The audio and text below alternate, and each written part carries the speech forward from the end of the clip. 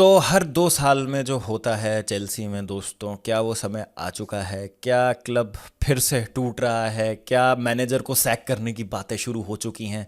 क्या एंजो मैरेस्का को नौकरी से निकाल दिया जाएगा? क्या होगा क्या नहीं होगा? मैं क्या है रुक रहा था थोड़ी देर कि न्यूज़ आ जाए थोड़ी सी, क्योंकि 2 दिन से ना काफ़ी बातें हो रही हैं चेल्सी को लेके और मैं अपना कोई रिएक्शन नहीं दे रहा था। मैं अपना कोई भी इस पे ओपिनियन नहीं दे रहा था, क्योंकि मैं चाह रहा था कि एक बार कुछ सोर्सेज अगर बता देना कि क्या हो रहा है एग्जैक्टली किस लिहाज से ये सब चीज़ें बोली जा रही हैं, तो मैं फिर अपनी एक राय बना के आपके सामने पेश कर सकूं और डिस्कस कर सकूं आपसे कि एक्चुअली चल क्या रहा है और मुझे क्या लगता है कि क्या होगा।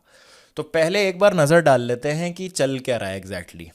तो इंडी गेला ने रिपोर्ट किया था अभी 2 दिन पहले कि according to Chelsea sources, Cole Palmer is unsatisfied with his tactical role for Chelsea. Certain players find Enzo Maresca arrogant.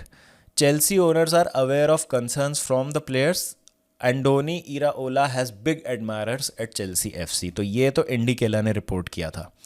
उसके बाद अगर हम मैट लॉ की बात करें, जो एक चेल्सी जर्नलिस्ट है, तो लंडन इज ब्लू करके एक पॉडकास्ट आता है, उस पर उन्होंने डिस्कस करते हुए एक चीज़ बोली कि everything is a dig. It's the defense, it's Liverpool's recruitments, it's this, it's that. It's dig about the whole striker thing as well. What are you fighting? Why are you trying to pick fights? You're clearly frustrated and angry. I get that because you're trying to force the club to do things.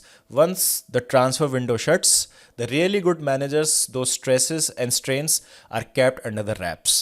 We've seen it with Nuno at Forest. We've seen it with Ange. Owners these days just do not stand for it. They don't stand managers and coaches taking pop after pop after pop at them. तो साफ बात है कि players भी कुछ खुश नहीं हैं और ओनरशिप भी खुश नहीं है, क्योंकि एंजो मैरेस्का ने जब से ट्रांसफर विंडो शट डाउन हुई है तो उन्होंने कुछ कुछ कहा ही है, चाहे वो प्लेयर्स को लेके हो, स्क्वाड डेप्थ को लेके हो, जो उनको प्लेयर्स चाहिए हो जिस पोजीशन में उसको लेके हो, तो बोल तो रहे हैं। तो इस पे भरोसा करना बहुत ज़्यादा मुश्किल तो नहीं है, हो भी सकती है ये चीज़, क्योंकि ये जो ओनरशिप है ना, इनको एक ऐसा मैनेजर चाहिए डे वन से, जो हम एक वर्ड सुनते आ रहे हैं, चाहे वो ग्रैहम पॉटर हो, चाहे वो एंजो मैरेस्का हो, कि कोलैबोरेटिव एफर्ट चाहिए। एक ऐसा पोचेटिनो के टाइम पे भी ये बात कही गई थी कि एक ऐसा मैनेजर चाहिए हमें जो थोड़ा कोलैबोरेटिव हो, जो हम चीज़ें करें उसमें उसका इक्वल से हो और वो उस चीज़ पे काम करने के लिए तैयार हो हमारे साथ, कि हम जिस तरीके से काम कर रहे हैं ना, मैनेजर भी उस तरह से काम हो।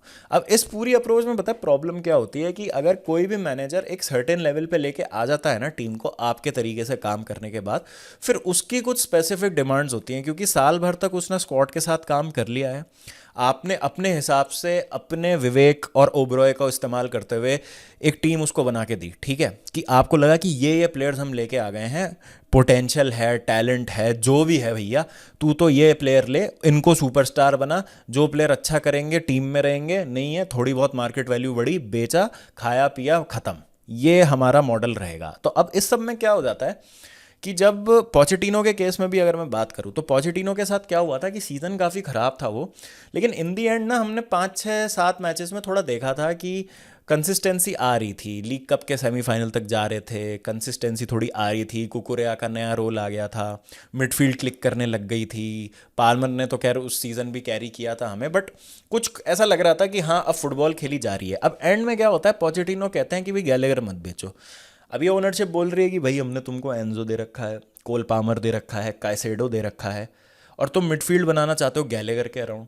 फिर एक दो और उनको ट्रांसफ़र टारगेट्स थे जो पोचेटिनो को चाहिए थे, तो उनको नहीं मिलने वाले थे, तो पोचेटिनो को फिर हटा दिया गया कि भाई चलो ठीक है, इस बंदे के साथ हमारी नहीं बन रही, अब एंजो मरेस्का को लेके आते हैं। सेम चीज़ हुई, मरेस्का डे वन से कह रहे हैं कि भाई स्क्वाड बहुत अच्छी है, प्लेयर बहुत सही है, सब है, अच्छा है, ये है वो है, ठीक है। साल भर निकल गया, बहुत ही अच्छा सीज़न गया, आपने चैंपियंस लीग क्वालिफाई कराया, कॉन्फ्रेंस लीग आप जीते, क्लब वर्ल्ड कप आप जीते, बट अब क्या है, अब भाई मैंने इतना जिता दिया, तो अब मेरी भी मान लो थोड़ी सी बात, एक सेंटर बैक ला के दे दो, एक कोई स्ट्राइकर ला के दे दो। स्ट्राइकर ला के दिया लियम डिलैप, जाओ पेड्रो, लेकिन क्या ये प्रूवन स्ट्राइकर्स हैं? क्या ये ऐसे स्ट्राइकर्स हैं जिन्होंने पहले बहुत कुछ उखाड़ा है यूरोपियन फुटबॉल में? एंड अगर इन दोनों स्ट्राइकर्स में से किसी को इंजरी हो जाती, क्योंकि निकलस जैक्सन तो अब आपने भेज दिया है बायर्न म्यूनिख, तो क्या आप रिलाय कर सकते हैं किसी भी एक स्ट्राइकर पे कि वो पूरे 38 40 45 50 मैच खेल जाए, जितने भी होंगे इस सीज़न में? तो वहाँ पे एक प्रॉब्लम थी, जो स्ट्राइकर की बात बार बार बोली है एंजो मरेस्का ने। उसके बाद अगर हम बात करें तो जिस सेकंड लीवाई कॉलविल को इंजरी हुई, एंजो मैरेस्का ने ये कहा कि नहीं भाई मुझे तो सेंटर बैक चाहिए, सेंटर बैक चाहिए, सेंटर बैक चाहिए। जब जैसे जैसे सीज़न आगे बढ़ता रहा, जिस तरह से ट्रांसफ़र विंडो आगे बढ़ती रही, तो ये बात हो गई कि नहीं अब नया सेंटर बैक तो नहीं आने वाला है। Within the squad Enzo Maresca solutions find करने की कोशिश करेंगे। वो आई थिंक ब्रीफ दिया होगा, क्योंकि ये ओनरशिप ब्रीफ तो देती है, आपको भी पता है मुझे भी पता है कि ब्रीफ दिए जाते हैं जर्नलिस्ट को, रिपोर्टर्स को, कि क्या चलाना है सोशल मीडिया में जिससे इनका पर्पस सॉल्व होता रहे। तो यहाँ पे गलती किसकी है? एंजो मैरेस्का की गलती है कि ओनरशिप की गलती है कि प्लेयर्स की गलती है कि क्या है? तो देखिए, जो लिंकन सिटी वाली परफॉर्मेंस थी ना हमारी, उससे एक बात तो समझ आ जाती है कि मैनेजर में स्टबननेस तो है बहुत ज़्यादा। Manager is not willing to change. Manager के कुछ आइडियाज़ है जो उन्हें लगता है कि उन्होंने उन आइडियाज़ ने उनको सक्सेस दिलाई है, तो I have a right to stand by those ideas, ठीक है। दूसरी चीज़ ये है कि क्या हमारे पास ऐसा स्क्वाड है जो नो मैटर एंजो मैरेस्का जो चीज़ करना चाह रहे हैं, चाहे सेम सिस्टम खिलाएं, चाहे टेक्टिकल फ्लेक्सिबिलिटी लेके आएँ, क्या ये प्लेयर्स एक्चुअली में आके वो काम कर सकते हैं जो ये मैनेजर चाह रहा है? मुझे तो नहीं लगता बिल्कुल भी। देखिए, प्रॉब्लम क्या होती है ना, आपको वर्ल्ड क्लास सॉल्यूशंस नहीं चाहिए हर पोजीशन में, क्योंकि बात ये होती है कि आप नहीं खुश रख सकते इतने सारे प्लेयर्स को, ठीक है। आपको एक वर्ल्ड क्लास प्लेयर अपनी 11 में चाहिए होगा, उसका ऐसा रिप्लेसमेंट होगा बेंच पे जो 7 on 10 हर मैच में दे दे कि भाई चलो ये नहीं है तो इस पे हम भरोसा कर सकते हैं कि बेसिक चीज़ें सही कर लेगा। मे बी वैसा out of the world perform ना करे, बट गलतियां नहीं करेगा। अब प्रॉब्लम यहाँ पे क्या हो रही है ना स्क्वाड के साथ, कि एक तो हमारे प्लेयर्स इंडिविजुअल गलतियां कर रहे हैं। अब हम गोलकीपर की बात करते हैं, गोलकीपर गोलकीपर चाहिए, गोलकीपर चाहिए, गोलकीपर चाहिए। रिसेंटली एक और डेवलपमेंट आया है कि माइक पेंडर्स जो ऑलरेडी साइंड हैं और जिनको नेक्स्ट बिग थिंग देखा जा रहा है, भाई that young keeper with great potential, वही गैंग से आए हैं, बेल्जियन कीपर हैं, उनका डेवलपमेंट हैम्पर हो जाएगा अगर चेल्सी एक और गोलकीपर साइन अभी कर लेती है तो। अब प्रॉब्लम यही होती है, जब आप इतने प्लेयर साइन कर लेते हो ना जो आपको लगता है कि फ्यूचर पोटेंशियल है, फ्यूचर पोटेंशियल है, तो मैनेजर प्रेजेंट में अब क्या करे? तो कुल मिला के बात ये हो गई है कि अब इस मैनेजर को ऐसा लग रहा है कि भाई अगर मुझे थोड़े से हथियार दे दिए जाएं तो मैं एक्चुअली मैं कुछ जीत सकता हूँ, थोड़ा सा बस मुझे फ्री हैंड दे दो कि भाई ये प्लेयर ले आते हैं, ये प्लेयर ले आते हैं, फिर आप देखना कि क्या हो सकता है। लेकिन इस ओनरशिप को मुझे ऐसा लगता है कि बिजनेस करने में ज़्यादा फोकस है। हाँ, they are trying to crack एक वो बीच वाला पाथ कि हाँ भाई ठीक है कि हम बिजनेस भी चला लें और हम ट्रॉफीज़ भी जीत जाए। ये एक कुछ वो मॉडल इस्टेब्लिश करने की कोशिश कर रहा है। मैं एंटायरली भी ये डायरेक्टर्स और ओनरशिप को बिल्कुल क्रूसीफाई नहीं करना चाहता हूँ कि भाई मैं बोल दूँ कि नहीं नहीं ये तो इनका तो एम्बिशन ही है कि भाई क्लब को बर्बाद कर दो। नहीं, ऐसा नहीं है। ये चाह रहे हैं अच्छी चीज़ें करना, बट इनके जो तरीके हैं ना वो थोड़े से अब मैनेजर को समझ नहीं आ रहे हैं। तो मुझे ऐसा लग रहा है कि इनको एक ऐसा मैनेजर चाहिए at the end of the day कि हम जो करें ना भाई तो उसी रिसोर्सेज में जिता हमको। And they are just trying to get lucky कि भाई ये जो बच्चे हैं ना इनमें से कोई एक सुपरस्टार 2-3 निकल गए तो भाई हमारी निकल पड़ी, ये 6-7 लोगों की हम एक टीम बना के स्पाइन बना के बाकी इनके अराउंड खेल जाएंगे और जो जो अच्छा करते रहेंगे उनको बेच के हम पैसे कमाते रहेंगे। ज़रूरी नहीं है कि हमें हर साल लीग टाइटल जीतना है, टॉप 3 टॉप 4 में भी रहेंगे तो काम चलेगा। वैसा तो क्लब बना ही दिया है एंजो मैरेस्का ने। और बाकी जो चाहिए होगा मैनेजर को कभी कभार एक आधा कोई बढ़िया प्लेयर, वो हम इसको लाके दे देंगे। मुझे लगता है ये चीज़ हो रही है और इस पर डिसएग्रीमेंट होने के कारण ये सारी चीज़ें अभी बाहर निकल के आ रही हैं। अब दोस्तों बताए बात क्या है, एक तो लक भी बहुत ख़राब हो गया सीज़न के शुरू में चेल्सी का। अगर मैं इंजरीज़ की बात करूं तो इंजर्ड प्लेयर कौन कौन है? लीवाई कॉलविल ACL से बाहर पूरे साल के लिए, लियम डेलैप बाहर, 2026 में लियम डेलैप की वापसी होगी जनवरी के आसपास। रोमियो लाविया कब वापस आएंगे पता नहीं, ट्रेनिंग शुरू कर दी है रोमियो लाविया ने, कब खेलेंगे पता नहीं। दारियो एसोगो अगेन लॉन्ग टर्म के लिए बाहर। बेनवा बदियोशील कब वापस आएंगे पता नहीं। अभी रिसेंटली अगर मैं बात करूं तो कोल पामर को भी इंजरी हो गई है, 4 हफ्ते के लिए बाहर हैं। वेस्ली फोफाना को कंकशन सिम्टम्स हैं तो 12 दिन के लिए बाहर हो गए हैं, जिसमें वो मिस करेंगे ब्राइटन, बेनफिका और लिवरपूल। और टोसिन को भी इंजरी हो गई है, वो भी अवेलेबल नहीं होंगे ब्राइटन वाले मैच के लिए। अब बात क्या है ना कि एंजो मैरेस्का जैसे मैनेजर है ना, उनको है ना सारे प्लेयर फिट चाहिए।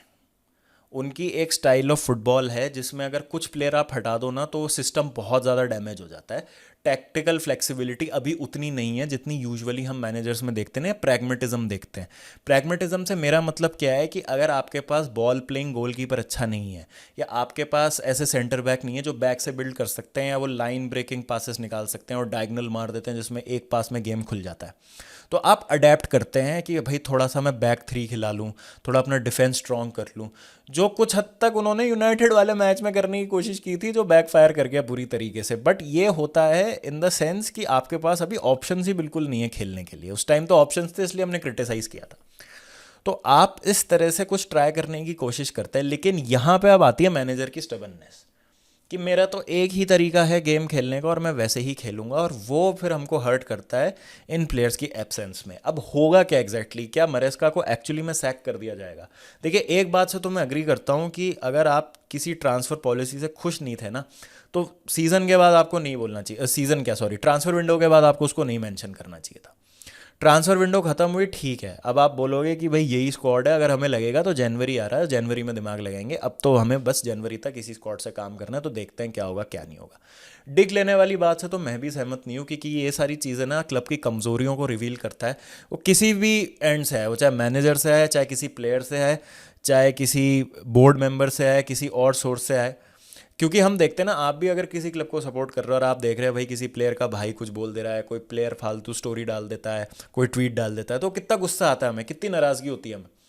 क्योंकि जो भी डिसएग्रीमेंट्स हैं, जो भी लड़ाई झगड़े हैं ना, वो घर के अंदर रहने चाहिए, वो बाहर नहीं आने चाहिए। तो ये बात से तो मैं अग्री करता हूँ कि भाई तुम क्यों पंगा ले रहे हो ओनरशिप से फालतू में, मत करो, ये कोई ज़रूरत नहीं है इस चीज़ की करने की। मैनेजर की मैं साइड ये लूँगा कि भाई थोड़ा तो आपको उसको बैक करना पड़ेगा। आई नो आपके खुद के ट्रांसफ़र आइडियाज़ हैं, आपने ऑलरेडी इतने प्लेयर साइन कर चुके हैं, कई प्लेयर्स तो जिनमें से अगले साल आपको ज्वाइन करेंगे, फिर आपको लग रहा है कि उनका क्या होगा, और एग्जिस्टिंग प्लेयर्स जो हैं अभी, फिर उनको हम कैसे मूव ऑन करेंगे। तो ये तो आपको पहले सोचना चाहिए था इतने प्लेयर साइन करने से पहले, क्योंकि अगर मैनेजर है और उस पर अगर कुछ आपने डाली है एक्सपेक्टेशंस, और उसके कुछ आइडियाज़ है और उसके कुछ एम्बिशंस है, उसको लगता है वो इस टीम के साथ कुछ कर सकता है, तो you have to back him properly. ये मतलब आप ठीक है, मतलब आप बोल दोगे कि हाँ आपने हार्टो लाके दे दिया, आपने जाओ पेड्रो लाके दे दिया, अच्छी बात है, जहाँ पे हमें प्लेयर्स चाहिए थे वहाँ पे आपने लाके दिए, लेकिन क्या आपने एक world class centre back sign किया है? नहीं। क्या आपने गोलकीपर की प्रॉब्लम सॉल्व की है? नहीं। और यही दो चीज़ें हैं ना, हमें बहुत ज़्यादा हर्ट करेंगी लॉन्गर रन में, मैं बता रहा हूँ आपको। फ्रंट लाइन से मुझे कोई प्रॉब्लम नहीं है, मिडफील्ड से मुझे कोई प्रॉब्लम नहीं है, फ्रंट लाइन में भी मुझे लगता है कि हाँ मतलब वो एक world class striker, world class तो नहीं मतलब ठीक है, एक ऐसा प्रॉपर नंबर 9 हमें चाहिए था। लियम डिलैप एक प्रॉपर नंबर 9 है, लेकिन again to be respectful to Ipswich, Ipswich के लिए ही किया उन्होंने जो भी किया है। जाओ Pedro is not a proper number 9, वो तो वहाँ उनको खिलाया जा रहा है, तो आउट एंड आउट 9 आपके पास नहीं है। फिर मार्ग्यू को यूज़ ना करना, तायरिक जॉर्ज को खिलाते रहना, ये सब कुछ डिसीजंस हैं जो मुझे नहीं आते हैं मरेस्का के, बट ठीक है चलिए। तो क्या it's all going down hill? और अगेन चेल्सी फैंस जो भी सुन रहे होंगे वीडियो, आपको भी पता है मुझे भी पता है कि एक बार इस तरीके की न्यूज़ आने लगती हैं फिर क्लब में चीज़ें ख़राब ही होने लगती हैं। आई होप कि ऐसा ना हो, लेकिन अब अगले जो 2-3 मैच है ना बहुत इंपॉर्टेंट है। जैसे आज शाम को ब्राइटन का मैच है, ये अगर हम हार गए तो प्रेशर आ जाएगा मैनेजर पे, बहुत प्रेशर आएगा, बातें होंगी, और फिर ओनरशिप को बहाने मिल जाएंगे कि भाई हम क्यों हटाना चाहते हैं, परफॉर्मेंस में स्लम्प आया, ये है वो, चाहे रीज़न कुछ भी हो, क्योंकि ताली जो है दोनों हाथों से बजती है। तो बड़ा मतलब इस सब चीज़ों में है ना चेल्सी का ही नुकसान हो रहा है अल्टीमेटली। और अगेन बहुत मुश्किल है आज ब्राइटन वाला मैच, आई डोंट नो हम कैसे जीतेंगे। अगेन पेसिमिस्टिक साउंड नहीं कर रहा हूँ, but Brighton away is always a difficult fixture.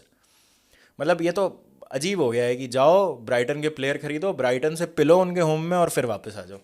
Last season भी एक हफ्ते में 2 बार हार गए थे हम ब्राइटन से, एक बार FA कप में और एक बार प्रीमियर लीग में।